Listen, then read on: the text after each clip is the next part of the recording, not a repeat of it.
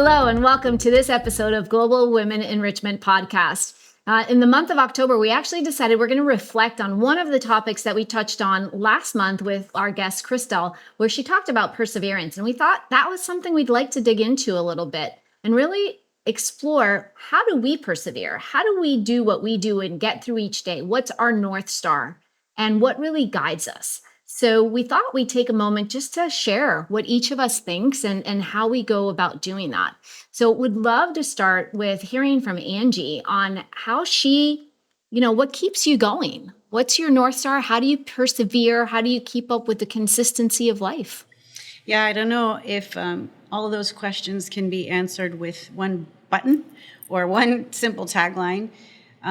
Perseverance, I think, for most of us, has to come from the inside out for it to be authentic and for it to be meaningful. If we're persevering, maybe well-intentioned for my family or for my son, it still feels like a responsibility that's on some kind of checkoff box. But I'm wired personally just to do things. My love language is acts of service. So when people do things for me, I feel very loved. I feel helped. I feel like we got more accomplished together. So persevering was instilled in me from a young age. I remember actually our sorrows teach us a lot, right? I remember being really young and I had a bad day at school and I didn't want to go to dance class. I didn't want to be away from my mom. I didn't want to be away from you, Mom. And she wiped my little tears and she said, okay, but it's time for dance class. You're going to go. Like, there's no reason for you to be sad, to be crying. Maybe you had a bad day. That's fine. But I just remember this image of you don't let everything knock you off the path of your responsibility. Now, over time, I will say, as you grow and learn, you do let yourself get knocked off the path sometimes when you need to process and you need to slow down. But I was raised to believe that I could do hard things and that I should do hard things, and there wouldn't be many reasons for me not to try to do hard things. And failure can be part of the process. Failure is a great teacher. So I guess coming into more adult life and more wounds, more places where you realize you don't have what it takes to do the things you think you want to do to be the best.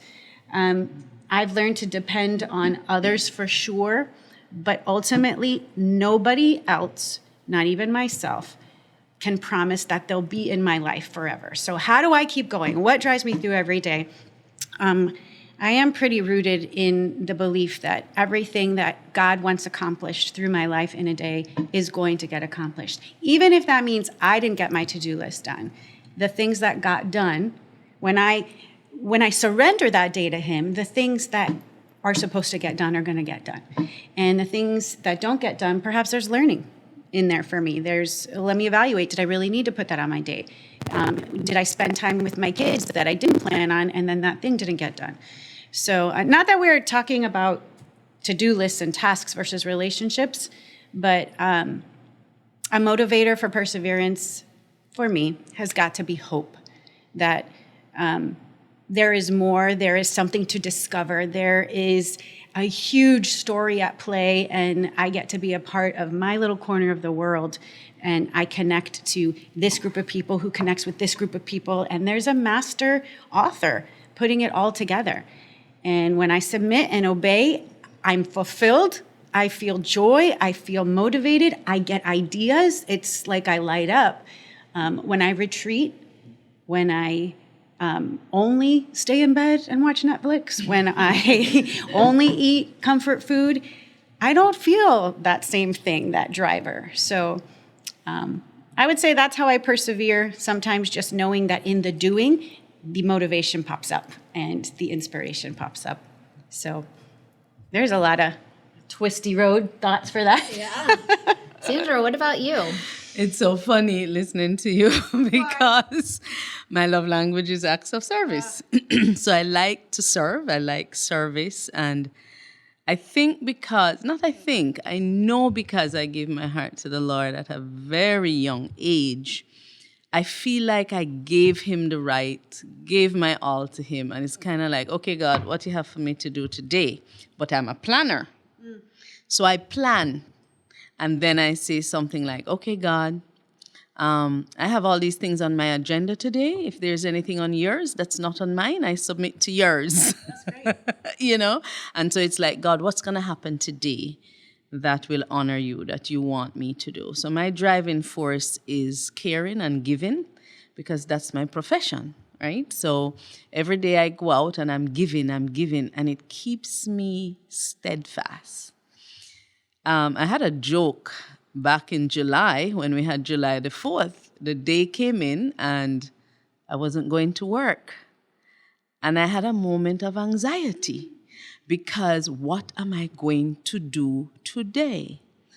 And I struggled. I was uncomfortable. And my husband was like, what's wrong with you? It's not work today. And I'm like, yeah, but, and I'm trying to suppress the things that distract me, because I'm being distracted by the reality that I'm not going to work in a structured environment today. And I ended up accomplishing a lot because there were acts of service taking place. So at the end of the day, it was beautiful what we accomplished. But ever since I was a child, my driving force has always been giving. As long as I'm giving, I tell my patients, listen, you know why I come to work? Because when I listen to your problems, I have none of my own. So seeing other people's need keeps me going, knowing, like Angie says, that I'm in somebody else's agenda, like my father's agenda. And the song that came to my mind is, failure doesn't define me when I'm in my father's house. And every day I'm in my father's house. Every day I wake up, it's good morning, Dad. Okay, what are we going to do today? How am I going to honor you today? And I will confess to all you listeners, yes, I have road issues. People laugh at me and say, you're talking to all the people, but they can't hear you. But at least I'm getting it out. I don't want them to hear me. I'm just voicing the displeasure I have with what's going on in a nice way. I don't curse, okay? But in that process, I am learning to be patient. I'm learning that whatever God is protecting me from down the road is a good thing. And it's moving your mindset from the routine and the monotony and the drudgery of a day to I'm actually accomplishing what he wants. That's what keeps me going. And in it, of course, you throw all the relationships, the family, the children, the in-laws, work, the employees, friends. And the other thing I found very helpful is your support group.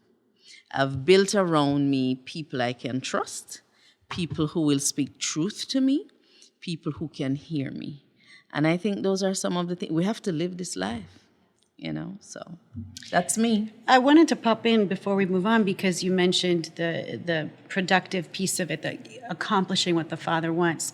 And it made me remember that I posted something on social media a few years ago about being every minute being productive.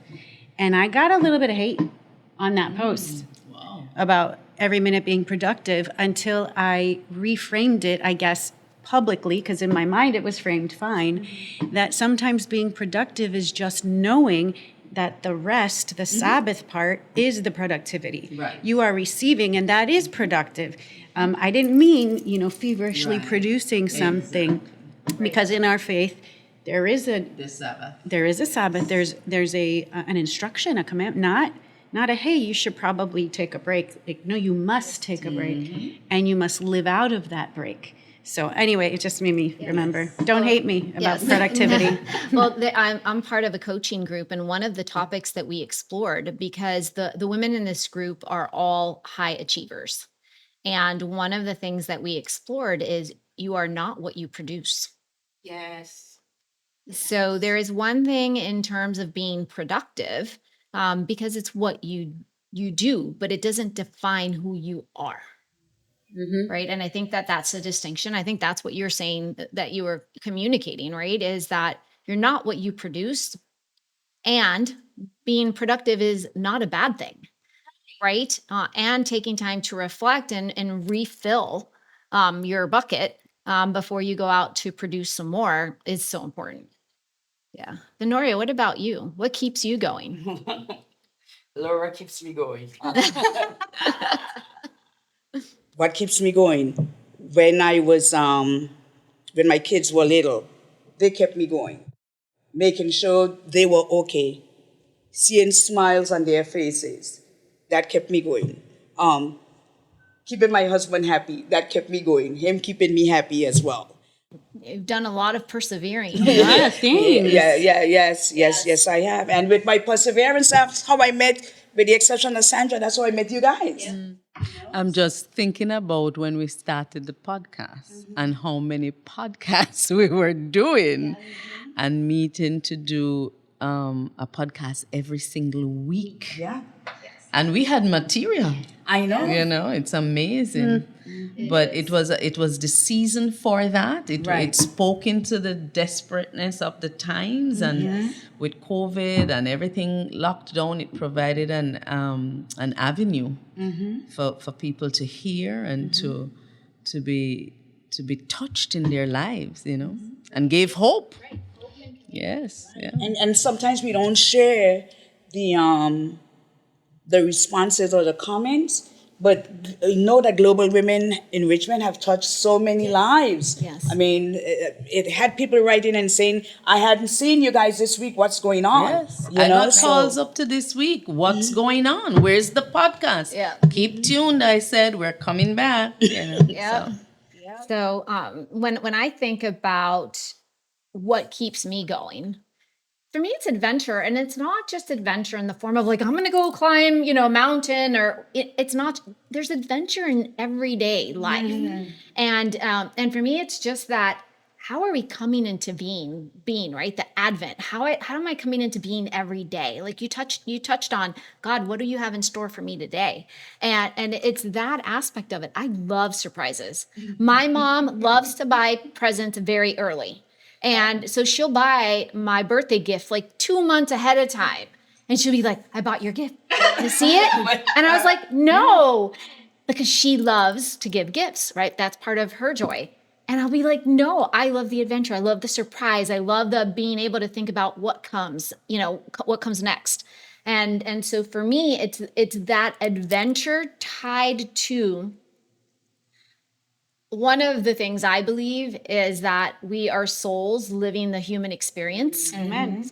And because we are souls living the human experience, that in and of itself is an adventure. So every day is an adventure. And I'm always wondering, okay, if you look at that human experience and our souls coming to earth as a game, my gosh, like every day I get to play a game and every day I get to have a surprise. And sometimes I don't like the surprise. Right. Quite frankly, there's been a lot of really crappy things that have happened in some of the days of my life. And I can't stay there, right? I need to take that and say, all right, this really sucked. And it's not what I would have chosen for this human experience.